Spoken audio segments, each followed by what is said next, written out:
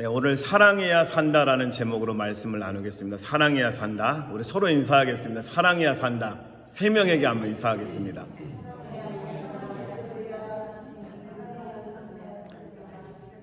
두 분에게만 하신 분 있죠. 예, 사랑해야 산다. 다시 한번 따라해 보시길 바랍니다. 사랑해야 산다. 다시 한번 사랑해야 산다. 할렐루야. 제가 신학교에 27년 정도 전에 갔을 때요, 나이도 같고 이제 같은 좋은 친구를 만났습니다. 근데 이 친구가 이제 어느 날 저한테 그럽니다. 친구, 나는 아직 그 식비를 못 내서 아주 마음에 큰 어려움이 있다고, 그래서 어떻게 해야 될 줄 모르겠다고 하면서 버스 안에서 이야기를 하길래 제가 이렇게 말했습니다. 내가 우리 아버지에게 한번 말씀드려 보겠다고. 아버지가 무슨 사업을 하시냐고 하길래 아니라고. 내 아버지가 세상을 다 만드셨네. 그러니까 그게 뭐지 하면서, 내 하나님 아버지가 세상을 다 만드신 분이니까 걱정하지 말라고. 근데 그 말을 듣고 가만히 있을 수가 없었습니다. 제가 전도하기 위해서 배웠던 이 헤어컷을 사용해서 신학교 기숙사 안에 이발소를 차렸습니다. 이 라면 박스 하나 놓고, 그래서 자르고 돈 내고 싶은 사람은 내고 또 필요한 사람은 그 돈 가져갈 수 있도록. 그리고 이제 총무과에 가서 그 돈을 가지고 와서 우리 조전도사 식비를 매달 이렇게 내줬던 기억이 있습니다. 그 친구 전도사가 이제 우리 같이 목사가 됐는데, 얼마 전에 제가 여러분에게도 한번 나눴었는데요, 이 친구가 글을 하나 썼어요. 하나님이 내게 네 소원이 무엇냐고 물으신다면 내 목을 빼서, 이 고장나고 경추가 썩어 있는 거예요. 이 목 뒤에 뼈 경추가 3개가 썩어가지고 이 목을 돌릴 수도 없어. 잠을 못 자니까 새벽에 혼자 걸어 다니는 거예요. 이게 누워있는 그 고통보다 걸어 다니는 게 고통이 더 덜하니까 새벽에도 걸어 다닌다는 거예요. 그래서 제가 너무 가슴이 아파서 눈물을 흘리며 기도하다가 안 되겠다 해서 이 카톡 내용과 함께 기도 제목을 제가 아는 지인들에게 다 보냈습니다. 근데 그 중에 어떤 분이 감동이 돼가지고 또 수백 명에게 보냈어요. 또 그 수백 명이 또 퍼져가기 시작한 거예요. 그래서 한국에 서울부터 제주도까지 다 퍼졌어요. 그래서 이제 이걸 알게 된 어떤 분이 연락을 해왔습니다. 이 조 목사님을 어떻게 하면 만날 수 있냐고. 그래서 제가 교회 주소를 알려주고 전화번호를 알려줘서 꼭 좀 부탁드린다고. 그래서 찾아간 거예요. 어느 교회가 또 간 거예요. 큰 교회가 또 도왔어요. 그래서 썩어있는 경추뼈 3개를 긁어내고 거기에 인공 저기를 집어넣어서 수술을 잘 마치고 회복됐습니다. 1절 형제 사랑하기를 계속하고, 이 말씀입니다. 사랑은 한 번 하고 마는 게 아니고, 우리가 여러분 하나님께서 우리에게 붙여주신 형제 자매, 그 어떤 섬김의 대상에 대해서 언제까지 해야 되냐면 계속해야 됩니다. 그 영혼이 성장할 때까지, 어리면 그 영혼이 청년이 되고 독립하고 성장할 때까지 끊임없이 사랑해야 돼요. 근데 이 사랑이 뭘까? 어제 말씀을 준비하면서 이 사랑을 어디에서 그 모델을 찾아야 될까 하다가 전 찾았습니다. 예수님께서 자신을 은 30에 팔아넘겼던 배신자 가룟 유다의 발을 씻겨주십니다. 배신할 거 알고 계셨어요. 예수님을 팔 거 알고 계셨어요. 배신자라는 거 알고 계셨어요. 근데 그 배신자에게 자신을 팔아넘기를 가룟 유다의 발을 깨끗이 씻겨주면서 그를 향한 사랑을 표현하셨습니다. 원수를 사랑하라. 오른쪽 뺨을 때리거든 왼쪽 뺨도 맞아라. 겉옷을 달라 하는 자에게 속옷도 줘라. 오리를 가고자 하는 자에게 심리를 가져라. 사랑은 여러분 기적을 일으킵니다. 7월 11일 인디애나주에서 있었던 일입니다. 한 청년이 니콜라스, 제가 이름을 정확히 니콜라스라고 기억하는데, 니콜라스라는 청년이 피자를 배달하러 가는데 갑자기 집에서 불이 난 거예요. 배달하러 가는 도중에 한 집에서. 그 가보니까 그러니까 이제 10대 바로 넘긴 아이들이 있었던가, 2명이 있었고 5명의 아이들이 그 집에 있는데 부모님들이 외출 중이신 거예요. 근데 전화를 안 가지고 왔어요. 그러니까 이 청년 배달원이 피자를 배달하러 놔두고 집으로 뛰어간 거예요. 그래서 아이들을 살렸어요. 근데 보니까 너희들 다 나왔냐 하니까 6살 먹은 아이가 아직 못 나온 거예요. 불이 활활 타고 있는데. 그래서 집 뒷문으로 뚫고 들어가서 막 아이를 이제 연기로 가득 차 있으니까 못 찾잖아. 근데 아이가 막 우는 거예요. 그 소리를 따라서 이렇게 하다가 6살 먹은 아이를 들고 나오는 모습이 9.11 파이어 이 바디캠에 찍혔습니다. 그 너무 연기를 많이 마셔가지고 이제 산소호흡기를 끼고 병원에서 치료를 받고 한쪽 손이 상처를 심하게 입은 모습이 공개됩니다. 그리고 며칠 만에 이 청년을 돕자는 이 펀드미라고 하는 곳에서 도네이션이 시작됐는데 한 며칠 만에 85만 불이 모금됐답니다. 사랑하면 기적이 일어납니다. 그리고 이 청년이 살린 5명의 이 영혼의 가치가 여러분 85만 불밖에 안 되겠습니까? 숫자로 계산할 수 없죠. 근데 생명을 살린다는 것이 그런 위대한 능력을 선포합니다. 저는 우리 교회 3만 개의 이 알코올 티슈를 보내서 전도하게 했던 이 가운데 하나님이 우리 교회가 영혼을 사랑하는 이 전도 사역을 하려고 하니까 보내주셨다고 저는 확신해요. 여러분, 영혼을 살리는 사역에서 일에서는 계산하지 마십시오. 하나님이 하십니다. 하나님이 역사하시고 하나님이 도와주시고 하나님이 우리보다 더 앞서 행하시고 하나님이 더 앞서 우리를 위해서 예비하기 시작하십니다. 그러니까 걱정하지 마세요. 우리가 할 일은 예수님의 이름으로 사랑하는 거예요. 주님이 나를 사랑하셨던 그 사랑을 기억하고 그 사랑을 느끼고 그 사랑을 품고 우리도 사랑하는 거예요. 근데 그 사랑은 어디로 가야 되냐면 가정으로도 가야 돼요. 저는 우리 아이들에게 제일 제가 많이 사용하는 단어가 있는데 사랑한다는 표현을 많이 합니다. 토요일날 전도를 시작하려고 하는데 우리 아들에게 전화가 왔어요. 아빠, 아들, 너무 이제 시간이 정해져 있으니까 많은 말을 할 수 없으니까 아들 사랑한다고. 아빠가 아들 사랑하는 거 알지? 아빠 나도 알아요. 아빠 나도 아빠를 사랑해요. 아빠하고 아들하고 이제 막 사랑한다고 뭔가 생각이 안 나는 거예요. 잘. 그래서 서로 사랑한다고 아빠 그 알비전도를 편지에 썼던데 그 알비전도 지금 어떻게 되고 있냐고. 그럼 몇 명이나 나왔냐고 막 이런 거 궁금해가지고 아빠 그 몇 분이 같이 하냐고 막 너무 군대에 있는 아이가 그런 거 막 물어보는 거야. 아빠 알비전도가 잘 되고 있어요? 아빠 나도 기도하고 있어요 하면서. 여러분, 제가 잘 모를 수도 있지만 최고의 자녀 교육은 돈 많이 버는 방법, 좋은 직장에 가는 걸 가르치는 게 아니고 아빠가 엄마가 진심으로 너를 위해 눈물을 흘리며 사랑한다라고 하는 이 한 번의 고백, 이 한 모습이 그 어떤 것보다 강력한 교육이라고 저는 믿습니다. 그걸 저희 어머니가 제게 보여줬거든요. 2절입니다. 손님 대접하기를 잊지 말라. 이로써 부지 중에 천사들을 대접한 이들이 있었느니라. 사랑을 어떻게 풀어가냐면 히브리서 13장 사랑한다고 말만 하지 마라. 사랑의 구체적인 행동이 나와야 돼요. 그 첫 번째는 섬김, 대접하는 거예요.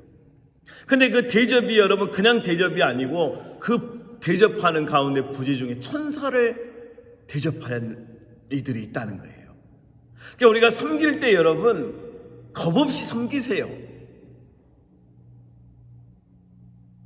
그 세상 사람들도 여러분 그 막 통 크게 살려고 하는 사람, 우리는 그런 통을 말하는 게 아니라 예수님이 나를 위해 십자가에 못 박혀 죽으시고 3일 만에 부활하셨던 이 부활의 감격을 가진 통 큰 믿음을 가지라는 거예요. 그래서 예수 그리스도의 심장을 가지고 예수 그리스도의 그 사랑을 가지고 그 은혜를 가지고 우리가 만날 때 그 영혼들이 움직이는 거예요. 그러니까 대단한 화술이 필요한 게 아니고 대단한 어떤 설명이 필요한 게 아니고 우리 안에 능력이 있어야 돼요. 십자가의 능력, 예수 그리스도가 우리를 사랑하셨고 우리 인류를 구원하신 그 십자가의 은혜, 그 역사가 있어야만 영혼을 살릴 수가 있습니다. 여러분, 죽어가는 영혼을 불타서 이 훨훨 타는 그곳에서 6살 아이와 5명의 아이를 구출했던 인디애나주의 이 청년 이야기가 온 뉴스에 다 도배됐습니다. 이 청년의 미담이 다 소개되고, 그래서 이 청년이 인터뷰할 때 그럽니다. 나는 오늘 나에게 죽음의 순간이 왔을 수도 있다. 그러나 나는 이 아이들을 외면할 수 없었다는 거예요. 완전 이거 전도자의 고백 아닙니까? 전도자가 이렇게 사는 거예요. 우리 토요일날, 주일날, 수요일날 새벽 예배 끝나고 전도하시는 분들의 심정이 저는 그거라고 생각합니다. 저는 토요일날 집에서 7시에 출발하거든요. 이제 집에 들어가면 저녁 6시 반. 그리고 이제 씻고 잠을 자는데요. 저는 그때 10시간 잡니다. 토요일날 10시간 잤거든요. 계산해 보니까 10시간 잤더라고요. 잠이 꿀맛입니다. 여러분, 이때 이 젊을 때 주를 위해 헌신하지 않고 언제 하겠다는 겁니까? 살아있을 때, 건강할 때 내가 예수 그리스도를 위해 헌신하고 영혼을 살려본 그 기억이 있고 추억이 있지 않으면 언제 하겠다는 거예요 도대체? 지금 하는 거예요. 지금 여러분이 가지고 계신 그 어떤 은사들, 그 어떤 은혜들, 그 어떤 백그라운드를 가지고 우리 그리스도인의 삶을 살아가는 거예요. 여러분들이 대접하는 가운데 천사를 대접하는 그런 은혜들이 있는 역사가 있기를 바랍니다. 3절입니다. 너희도 함께 갇힌 것 같이 갇힌 자를 생각하고 너희도 몸을 가졌은즉 학대받은 자를 생각하라. 사랑이 이렇다는 거예요. 보세요 여러분. 사랑의 구체적인 행동은 뭐냐면 대접하는 거예요. 섬기는 거예요. 무조건 섬기는 거예요. 우리 교회 이름이 사랑하는 교회잖아요. 사랑. 다른 건 몰라도 사랑에서만큼 최고해야 돼요. 대접하고 그 다음에 갇힌 자를 생각하는 거예요. 이민자들의 아픔, 어제 담임 목사님께서 말씀하셨는데 저는 한국에서 한국에 있는 외국인 노동자들과 시작을 했어요. 이슬람 신자, 불교 신자, 이 친구들 데려다가 같이 교회를 시작했어요.